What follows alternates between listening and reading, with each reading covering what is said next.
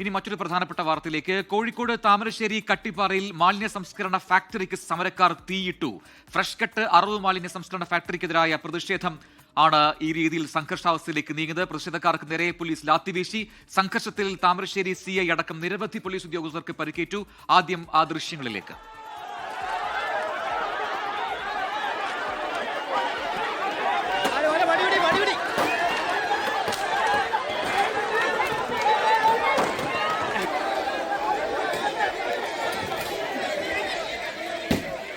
നിഖിൽ പ്രമേഷ് കോഴിക്കോട് നിന്ന് ചേരുന്ന കൂടുതൽ വിവരങ്ങളുമായി. നിഖിൽ, കട്ടിപ്പാറയിൽ ഇത് ആദ്യമായല്ല ജനകീയ പ്രതിഷേധമൊക്കെ നടക്കുന്നത്. പക്ഷേ ഈ രീതിയിൽ അക്രമാസക്തമാവുന്ന ഒരു സ്ഥിതി അത് എങ്ങനെ ഉണ്ടായത്? ഇപ്പോൾ പോലീസുകാർക്കുൾപ്പെടെ ഗുരുതരമായി പരിക്കേറ്റിട്ടുണ്ട് എന്നാണ് മനസ്സിലാക്കാൻ കഴിയുന്നത്. സംഘർഷാവസ്ഥ അയഞ്ഞോ അവിടെ?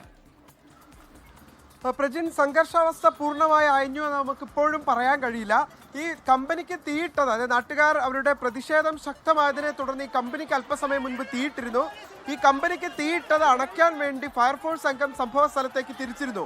എന്നാൽ ഈ ഫയർഫോഴ്സ് സംഘത്തിന് ഈ കമ്പനിക്ക് അരികിലേക്ക് എത്തിച്ചേരാൻ കഴിഞ്ഞിട്ടില്ല. അവരുടെ വാഹനം, ഫയർഫോഴ്സിന്റെ വാഹനം ഇപ്പോൾ തടഞ്ഞിട്ടിരിക്കുകയാണ് പ്രവർത്തകർ, നാട്ടുകാരായിട്ടുള്ള ആളുകൾ എന്നുള്ള വിവരമാണ് നമുക്കിപ്പോൾ ലഭ്യമാകുന്നത്.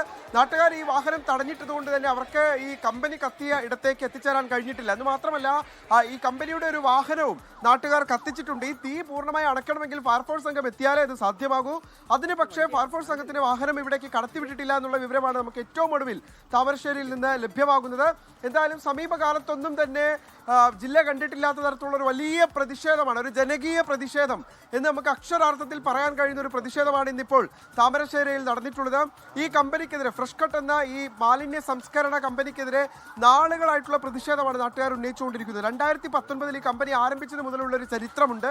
അന്ന് മുതൽ നാട്ടുകാർ ഈ കമ്പനിയുടെ പ്രവർത്തനം അവസാനിപ്പിക്കണമെന്ന് ആവശ്യപ്പെട്ടുകൊണ്ട് നിരന്തരം നിവേദനങ്ങളും പരാതികളും ഒക്കെ നൽകിയിട്ടുള്ളതാണ്. സർക്കാർ ഓഫീസുകൾ നിരവധി തവണ കയറിയിറങ്ങി ചെരുപ്പ് തേഞ്ഞവരാണ് നാട്ടുകാർക്ക് നിരവധി പരാതികളുണ്ട്. ലോകത്തെവിടെയായാലും ഏത് സമയത്തും 24 വാർത്തകളും ഓഗ്മെന്റഡ് റിയാലിറ്റി പാക്കേജുകളും എക്സ്പ്ലെയിനറുകളും വിശദമായി കാണാൻ ഞങ്ങളുടെ യൂട്യൂബ് ചാനൽ നിങ്ങൾക്ക് സബ്സ്ക്രൈബ് ചെയ്യാം.